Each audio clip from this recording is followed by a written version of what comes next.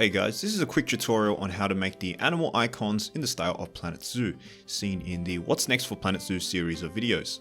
We'll make from scratch the icon for the Snow Leopard as an example.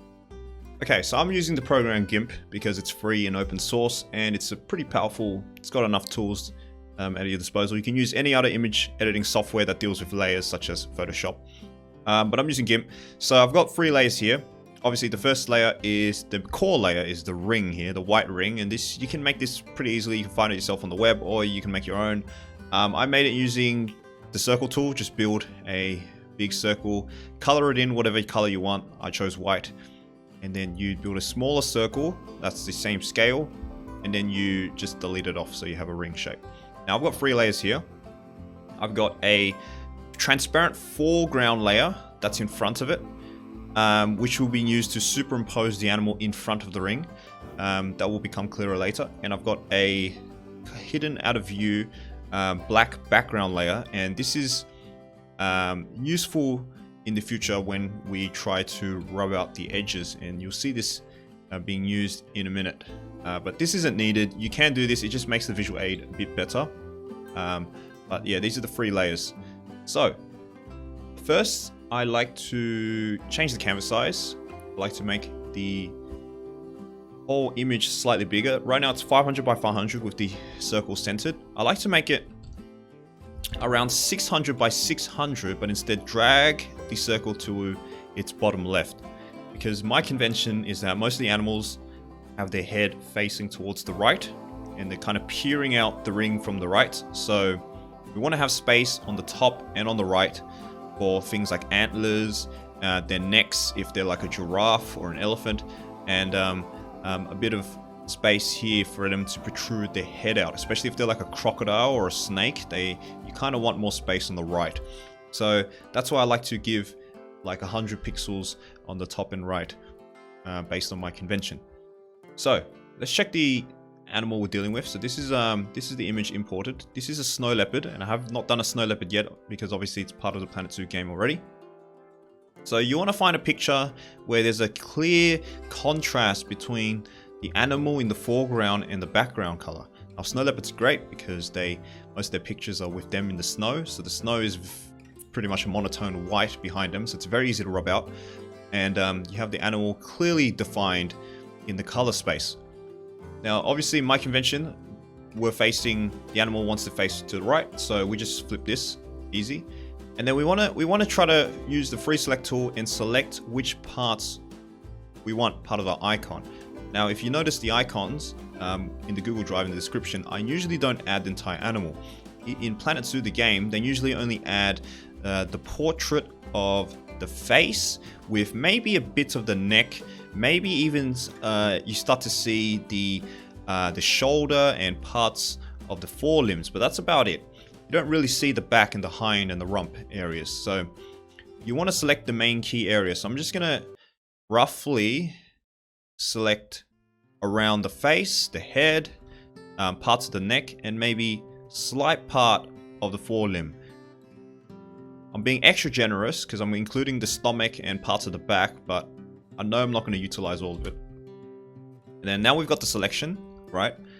Now we have to add an alpha channel. So you want to add an alpha channel to the picture to make sure it's transparent. Now if I delete now, it's going to delete that part, right? We don't want to delete that now. We want to instead invert the selection, so we delete everything else. So you can use Control I, or you can select invert and then delete. So that will delete everything else besides the part that we selected. Now I simply drag this back to my ring, and then here you just reposition and rescale. So you can use the scale tool in GIMP. Now this is where it's a bit trial and error. So I kind of like to have something like so, where we got parts of the ear, parts of the head that's kind of bobbing out of the ring. It kind of looks better that way. This is a nice position right here, and you'll notice that it imports at the top, so you can slide it behind the ring to kind of see how it looks behind the ring and in front of the ring. Right, so now this is where we start to rub out the edges. Now obviously we don't need to rub out here, so we can just start to rub out within the circle itself and the parts we want to superimpose in front of the leopard. So this is where the black background comes in handy, because you can see exactly what you're rubbing out. Now I use the eraser tool to rub out. I use about size 10 or 15 is fine when we're dealing with a 500 by 500 ring. About 50 hardness and 50 force, but these are the numbers you can change down if it's like, especially if the animal is very furry or has a lot of fine hairs or it's got a lot of feathers. You want to turn down the hardness and force down a bit to make it not too rigid in terms of the eraser. And now we simply just start rubbing out. Now I obviously don't need to rub out here, so we're just going to rub out parts that are inside the ring and the parts we want to superimpose. So we're rubbing out the snow background here, and this is a tedious process. You don't have to do this if you don't want an exactly very transparent picture. But I feel like the quality is much higher if you do it this method. If it's taking too long, just simply increase the size a bit. Just making sure you're not rubbing out the fur, you're rubbing out the white part. And you can see this clearly with the black background because it helps to contrast a bit. We want to make sure we're rubbing in, but we're leaving a slight tinge as well to the snow.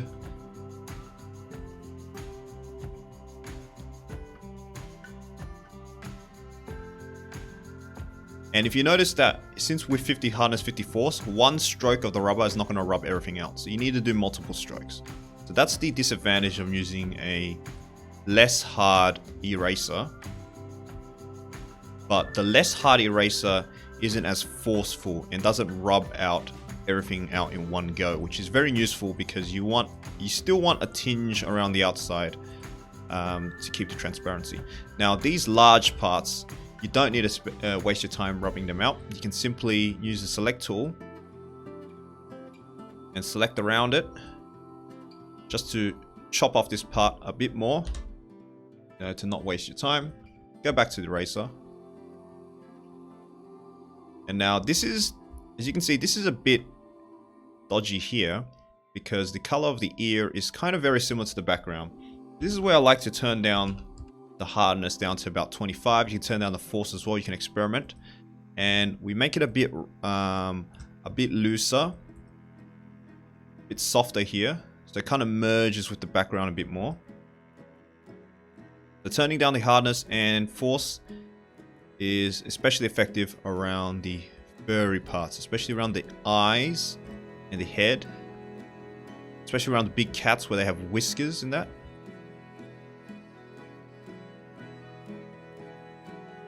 And it creates a much softer edge, as you can see. So you can turn off the background here and you can see how well the transparency is done. Just like that. So we'll continue because it's going fine so far.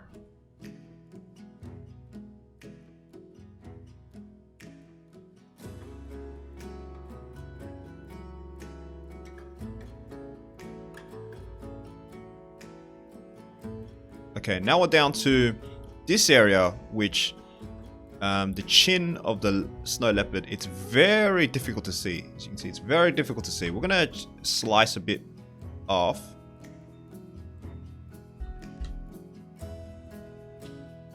But it is very difficult to see. So this is where you want to turn down the hardness a bit more because you don't want to remove the leopard's chin, of course. But you also don't exactly know where the edge of the chin is. So this is where a low hardness is very useful because it doesn't remove everything.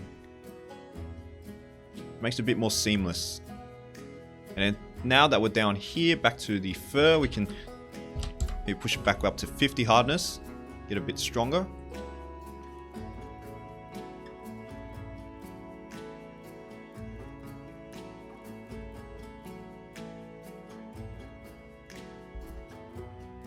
Okay, so if you zoom out, we see that we probably didn't reach the chin edge a bit more, so we can maybe push it in a slight bit more.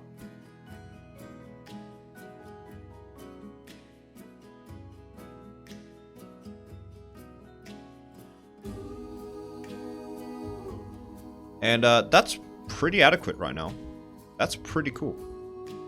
All right, so now when you're happy with your transparency around, let's just do a bit more here, down here. Right, and then once you're happy with your transparency, put the image layer behind the ring, and you cut out everything outside the ring that you don't want to superimpose. So I don't want this part, right? And you do a rough outline of the ring, and I don't want the 4 limbs. I don't want everything else that I copied over. So I delete all that. I just want this part, right?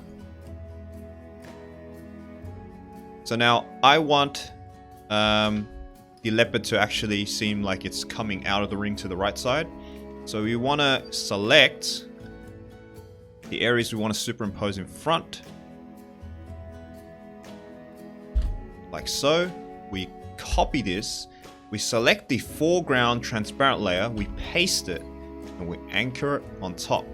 So now it seems like the leopard is actually moving out of the ring. We superimpose this front part. That's a basic tutorial.